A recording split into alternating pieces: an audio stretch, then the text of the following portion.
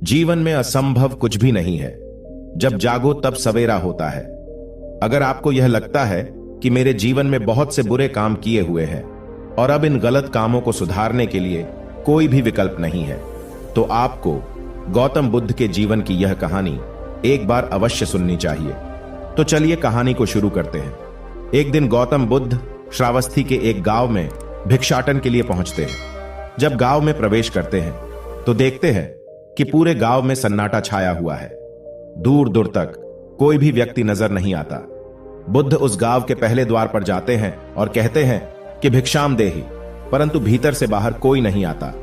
बुद्ध दूसरे द्वार पर जाते हैं परंतु कोई दरवाजा नहीं खोलता। तीसरे द्वार पर जाते हैं परंतु उस द्वार से भी कोई व्यक्ति बाहर नहीं आता। फिर अचानक से एक दरवाजा खुलता है जिसमें से एक व्यक्ति बाहर निकलता है। वो जल्दी से बुद्ध का हाथ पकड़ता है और उन्हें अपने घर में ले जाता है और कहता है कि क्षमा करे बुद्ध, परंतु इस समय आप बाहर नहीं जा सकते। उंगली माल को श्रावस्ती की सीमा पर देखा गया है। सभी गांव वाले डर के मारे अपने अपने घरों की खिड़कियां और दरवाजे बंद करके बैठे हुए हैं। बुद्ध उस व्यक्ति से पूछते हैं कि कौन है ये उंगली माल और उससे इतना भय क्यों है। वह व्यक्ति कहता है कि उंगली माल एक राक्षस है। उसे जो भी मनुष्य मिलता है, बच्चा, वृद्ध, स्त्री, पुरुष, यहां तक कि सन्यासी भी, वो किसी को भी नहीं छोड़ता। बुद्ध उनसे पूछते हैं कि वो धन के लालच में ये सब करता है क्या। वो व्यक्ति कहता है कि नहीं, उसे धन का कोई लालच नहीं है।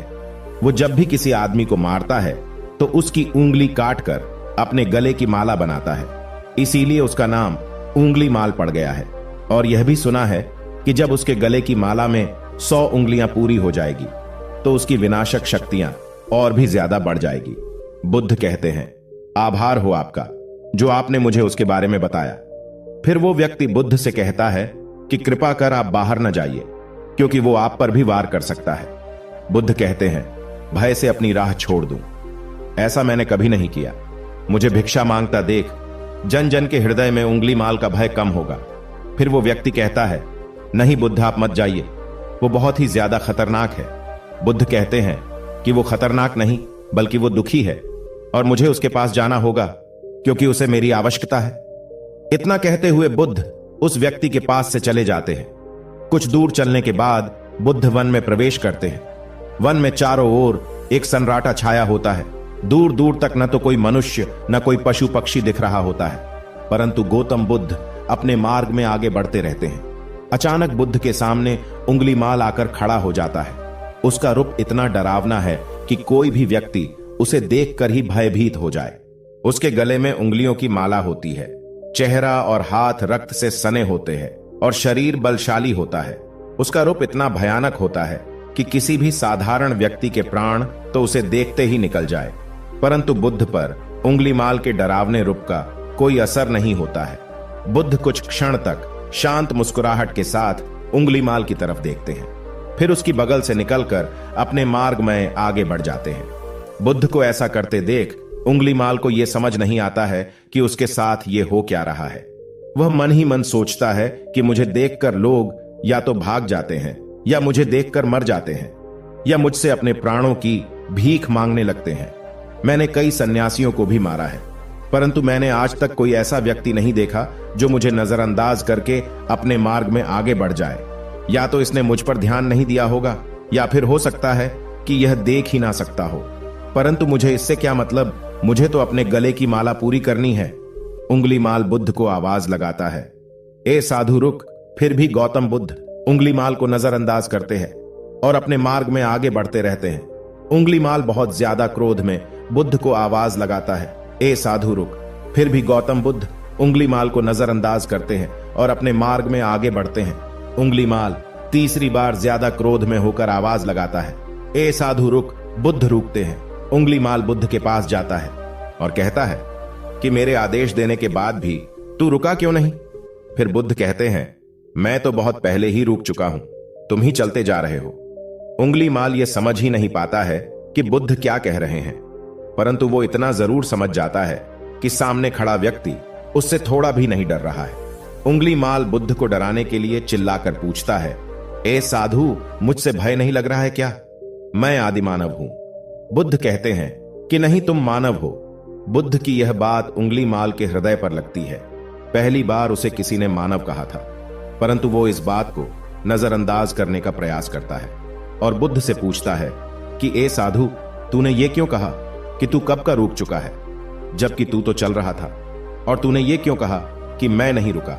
बुद्ध कहते हैं कि मैं बहुत पहले ही रुक चुका हूं, यानी मैंने ऐसे सारे बुरे कृत्य करना पहले ही छोड़ दिया है जिससे कि व्यक्ति को कष्ट पहुंचा सकते हैं।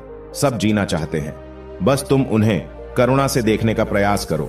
गौतम बुद्ध के ये शब्द दोबारा से उंगलीमाल के हृदय पर चोट करते हैं, परंतु वह दोबारा से बुद्ध की बातों को नजरअंदाज करने का प्रयास करता है।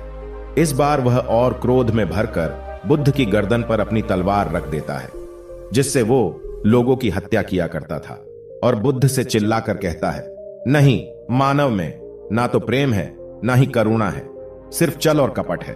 इसीलिए मैं सबकी हत्या करूंगा और किसी को जीवित नहीं छोड़ूंगा। बुद्ध कहते हैं, तुम्हें लोगों ने बहुत दुख दिया है। उंगलीमाल क्रूरता मनुष्य अज्ञान के कारण ही करता है।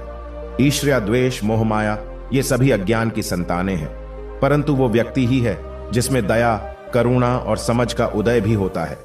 उंगलीमाल यदि इस जीवन में क्रूर और निष्ठुर लोग हैं तो दयावान भी है। बस तुम्हें अपनी आंखों से इस अंधेपन की इस पट्टी को हटाना होगा जो तुम्हें केवल बुराई ही दिखा रही है। तीसरी बार बुद्ध शब्दों को सुन उंगलीमाल का खुद पर से संयम हट जाता है। उसे समझ नहीं आता कि पहली बार उसे अपने आप इतना कमजोर क्यों महसूस हो रहा है। वो कोशिश तो करता है क्रोध करने का, परंतु कर नहीं पाता है। वो बड़ी हिम्मत जुटाकर क्रोधित होने का नाटक करके बुद्ध से कहता है, तुम और व्यक्तियों जैसे नहीं हो। बुद्ध कहते हैं कि मैं हर व्यक्ति जैसा ही हूं, बस जागृत हूं और यह सिद्ध कर रहा हूं कि हर व्यक्ति में जागने की क्षमता है। मेरा मार्ग क्रूरता को दया में परिवर्तित करता है। उंगलीमाल, तुम अनजाने में घृणा के पद पर हो, बस इस क्षण रुक जाओ। तुम्हारे भीतर भी यह क्षमता है कि तुम दया और करुणा के पद पर भी चल सको। इतना सुनते ही उंगलीमाल के हाथ से तलवार जमीन पर गिर जाती है। उसकी आंखों से आंसू बहने लगते हैं। भला कोई कब तक बुद्ध को अनदेखा करेगा। उंगलीमाल रोते हुए बुद्ध से पूछता है कि क्या आप वही हैं जिन्हें लोग बुद्ध कहते हैं, जो लोगों को मुक्ति के मार्ग पर चलना सिखाते हैं। हाँ, मैं वही हूं, मैं तुम्हें मुक्ति के मार्ग पर ले जाना चाहता हूं। फिर उंगलीमाल कहता है, परंतु मैं अब बहुत दूर निकल गया हूं। मैंने बहुत हत्याएं करी है, बहुत पाप करे हैं। मैं अब चाहकर भी वापस नहीं लौट सकता और मेरा वापस लौटना अब असंभव है। बुद्ध कहते हैं कि असंभव कुछ नहीं है, जब जागो तब सवेरा होता है। उंगलीमाल कहता है, मैं अब पुनः जीवन की ओर नहीं मोड़ सकता, बहुत देर हो चुकी है। बुद्ध कहते हैं, तुम में इतनी चेतना है कि तुम जानते हो कि जो तुमने अब तक किया है वह बुरा था। इसका अर्थ यह है कि तुम जानते हो कि क्या अच्छा है और क्या बुरा है। उंगलीमाल, जिस दिन से तुमने अच्छा कार्य करना शुरू कर दिया, उस दिन से तुम्हारा एक नया जीवन शुरू हो जाएगा। फिर उंगलीमाल कहता है, मैं कितने भी अच्छे काम कर लूं, परंतु लोग मुझे उसी दृष्टि से देखेंगे और मुझे चैन से जीने नहीं देंगे।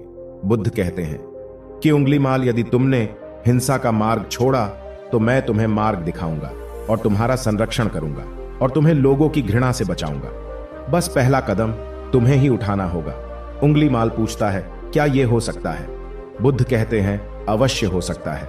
उंगलीमाल रोते हुए बुद्ध के चरणों में गिर पड़ता है और कहता है कि मैं आपको वचन देता हूं कि मैं सारे बुरे कृत्य करना छोड़कर और आपके पीछे करुणा के पथ पर चलना सीखूंगा।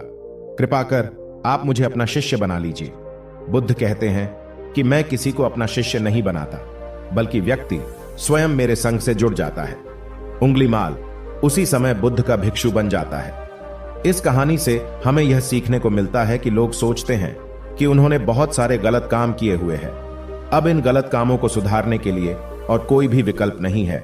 इस पर गौतम बुद्ध कहते हैं कि चाहे अपने अब तक कितने भी बुरे काम क्यों न किए हुए हैं, लेकिन अगर आप एक विचार को अपने मन में लाते हैं कि अब मुझे कुछ सही करना है, तो वही विचार आपके रूपांतरण का कारण बन सकता है। पर सबसे जरूरी बात यह है कि आप पहला कदम उठाने के लिए तैयार हैं या नहीं।